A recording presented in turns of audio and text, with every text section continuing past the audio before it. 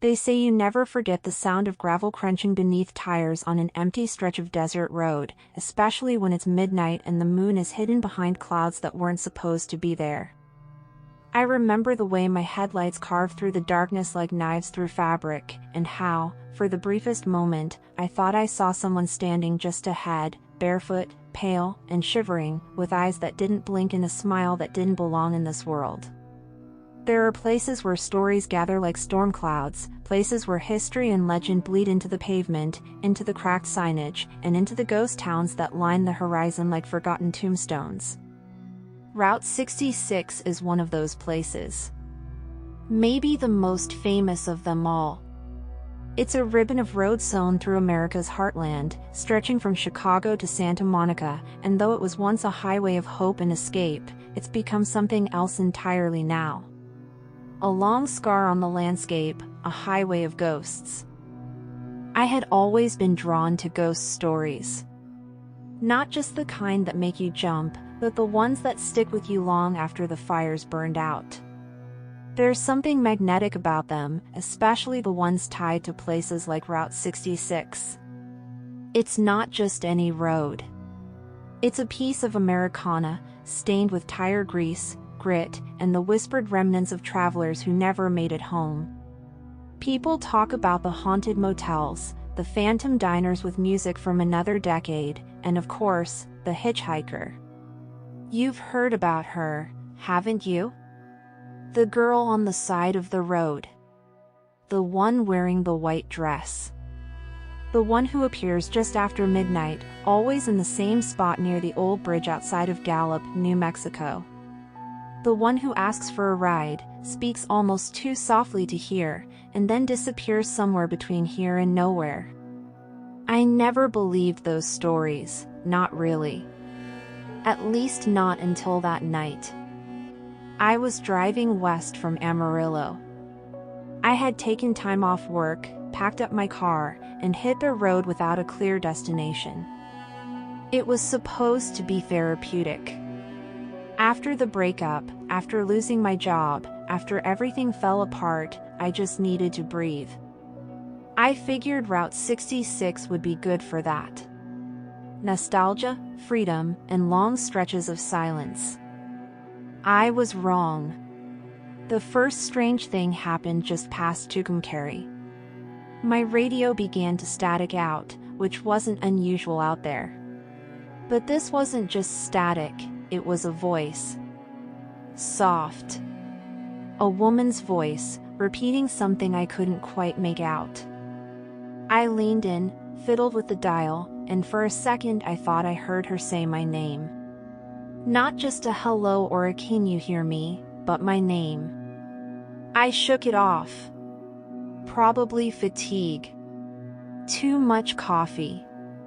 Not enough sleep. By the time I reached Gallup, it was close to midnight. The clouds had rolled in thick and low, swallowing the stars. The road narrowed and the old bridge came into view, a rusted metal span with half its guardrails missing. I slowed down. Not because I was scared, but because it felt like the right thing to do. Something in the air had changed. The engine felt louder than it should, like I was disturbing something that had been asleep for a long time. And that's when I saw her. She was standing on the shoulder just before the bridge, facing away from the road. Her white dress clung to her like it was wet, though there hadn't been rain in days. Her long, dark hair moved in a breeze I couldn't feel, and her arms hung limply at her sides. I should have kept driving. I should have pressed the gas and never looked back. But I didn't. I slowed, rolled down the window, and called out to her. "Are you all right? Do you need help?" She didn't turn around, but I saw her nod. I pulled over. Left the engine running. Reached across and opened the passenger door. She climbed in without saying a word. Her skin was cold, so cold that the air in the car seemed to drop 10 degrees. She looked straight ahead, her hands folded neatly in her lap, her eyes fixed on the road. "Where are you headed?" I asked. She turned her head slightly, just enough for me to see the corner of her mouth. Her voice was barely above a whisper. "West." That was all she said. We drove for miles in silence. She didn't move, didn't speak, didn't blink. I started to feel something strange, like the road was looping, like we were passing the same gas station over and over again, even though there hadn't been one for 20 miles. I checked the clock. It was still midnight. Exactly midnight. Even after 30 minutes. Even after an hour. I glanced at her again, and this time, her head was turned completely toward me. Her eyes were wide and unblinking, and her lips moved soundlessly. I couldn't take it anymore. "Who are you?" I asked, louder than I meant to. She smiled. Not a warm smile. Not a human smile. It stretched too far. It was full of teeth. And then she was gone. Just like that. One blink and the seat beside me was empty. The door hadn't opened. The seatbelt was still fastened. But she was no longer there. I slammed on the brakes. Got out of the car. Checked the back seat. Nothing. Just the cold. The kind of cold that doesn't go away with the heater. The kind that settles into your bones and makes your thoughts heavy. I didn't sleep that night. I drove straight through to Flagstaff, found the first open motel, and stayed until noon. When I finally stepped outside, the world felt normal again.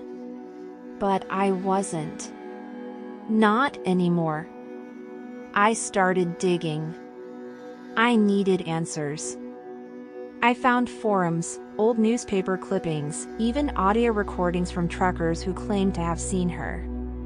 One man described her exactly as I saw her.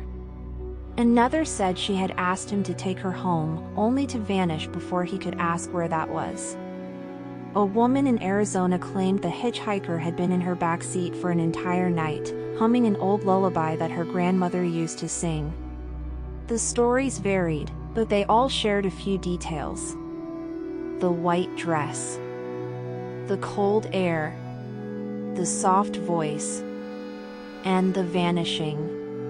Some said she was the ghost of a young woman who died in a car crash in the 1940s, right on the bridge near Gallup. Others believed she was older than that, maybe a pioneer woman who had lost her family crossing the desert. One theory claimed she wasn't a ghost at all, but something older. A spirit tied to the road itself. A remnant of sorrow and loss left behind by the thousands who had traveled that cursed stretch of asphalt. Skeptics called it an urban legend. They pointed to films, podcasts, and books that had sensationalized the story. They said people were just feeding into the myth. That the mind plays tricks in the dark, especially when you want to believe. But I know what I saw. And I wasn't alone.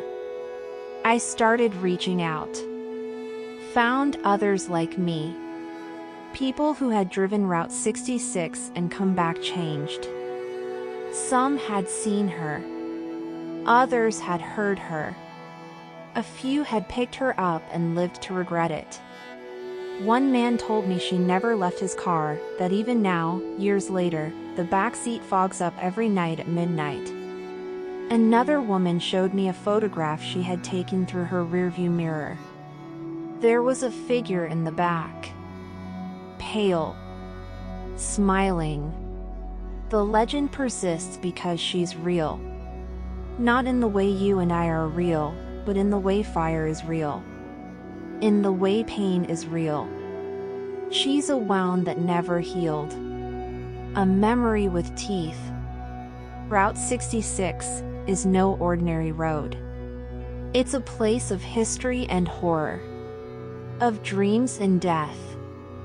The ghostly hitchhiker is part of that. She's the warning you ignore, the shadow at the edge of the light. And she's still out there. I've driven that stretch many times since. I keep going back, hoping to understand, hoping to see her again.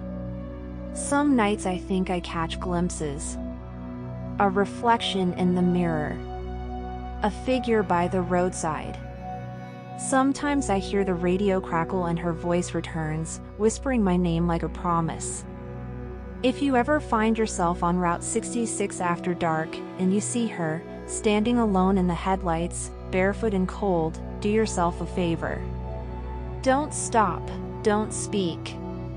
And whatever you do, don't let her in. Because once you do, she never really leaves. And midnight lasts forever. But if I lay down and I play dead and I stay dead,